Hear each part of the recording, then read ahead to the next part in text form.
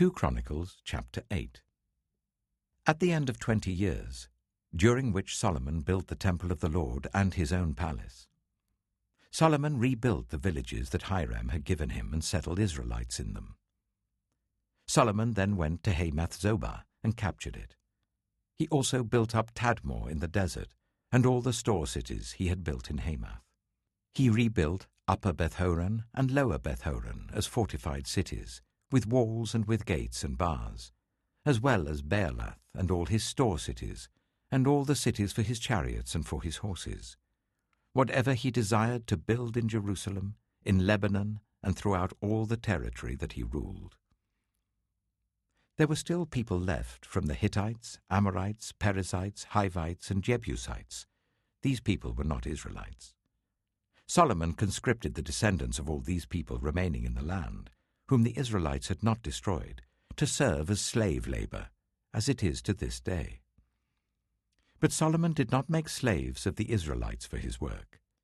They were his fighting men, commanders of his captains, and commanders of his chariots and charioteers. They were also King Solomon's chief officials, 250 officials supervising the men.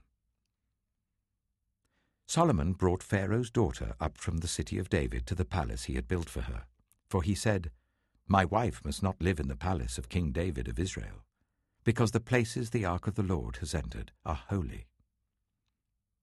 On the altar of the Lord that he built in front of the portico, Solomon sacrificed burnt offerings to the Lord, according to the daily requirements for offerings commanded by Moses for the Sabbaths, the new moons, and the 3 annual festivals, the festival of unleavened bread, the festival of weeks, and the festival of tabernacles. In keeping with the ordinance of his father David, he appointed the divisions of the priests for their duties, and the Levites to lead the praise and to assist the priests according to each day's requirement. He also appointed the gatekeepers by divisions for the various gates, because this was what David the man of God had ordered. They did not deviate from the king's commands to the priests or to the Levites in any matter, including that of the treasuries.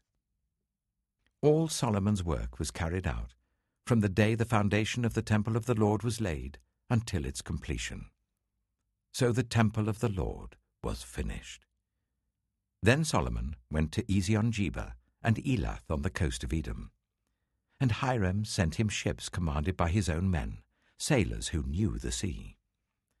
These, with Solomon's men, sailed to Ophir, and brought back 450 talents of gold, which they delivered to King Solomon.